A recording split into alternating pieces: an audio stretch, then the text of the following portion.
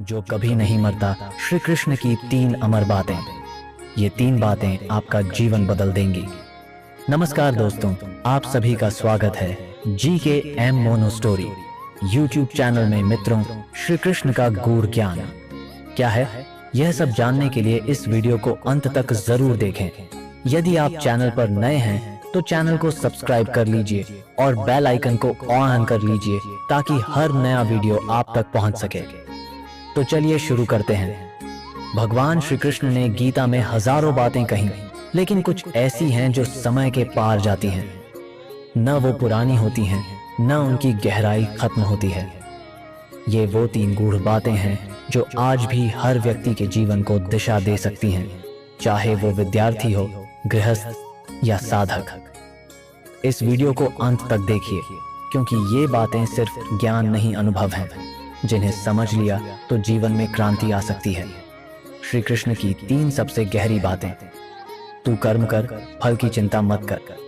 अध्याय 2 श्लोक 47। कर्मण्येवाधिकारस्ते मा फलेषु कदाचन। अर्थ, हमें सिर्फ कर्म करने का अधिकार है, फल पर नहीं।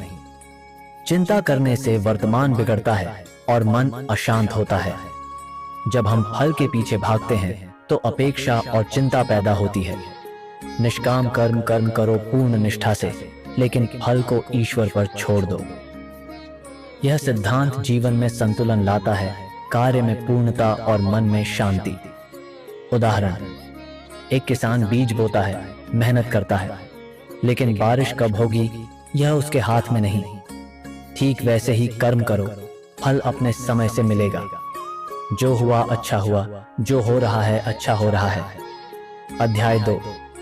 श्री कृष्ण कहते हैं, जीवन में जो भी हो रहा है वह ईश्वर की योजना का भाग है। अर्थ, जीवन में जो होता है वह किसी न किसी उद्देश्य से होता है। कभी वह सीख होती है, कभी वरदान। यह दृष्टिकोण जीवन में एक्सेप्टेंस लाता है। असफलता को भी हम सीख मानते हैं। दुखों में भी आशा बची रहती है कि शायद ईश्वर कुछ बड़ा सिखा रहे हैं। उदाहरण, जब अर्जुन युद्ध से भागना चाहता था, तब श्री कृष्ण ने कहा, यह युद्ध तुम्हारे धर्म के लिए है।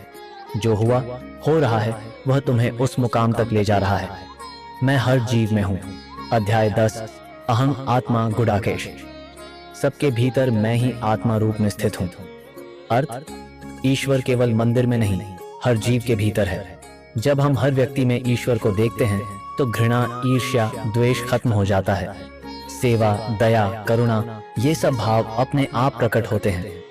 आपको समझते हैं, किसी गरीब को खाना देना केवल दया नहीं, ईश्वर की सेवा है। यही कृष्ण भावना है, सब में कृष्ण को देखना। कर्म योग को अपनाएं। जीवन के हर कार्य को पूजा समझकर करें।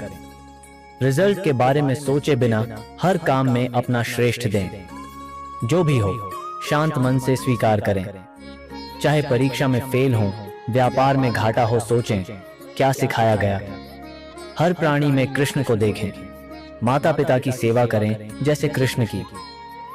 गरीब, असहाय, पशु, सब में ईश्वर के दर्शन करें। श्री कृष्ण की ये 3 बातें केवल श्लोक नहीं, जीने का मार्ग है। जो इनको समझ लेता है उसके जीवन में ज्ञान, संतुलन और शांति अपने आप आ जाती है। अगर आपको यह ज्ञान सार्थक लगा हो तो इस वीडियो को हर उस इंसान तक भेजिए जो जीवन से जूझ रहा है, और कमेंट में लिखिए, मैं श्री कृष्ण का अनुयायी हूँ, मैं निष्काम कर्म करता हूँ।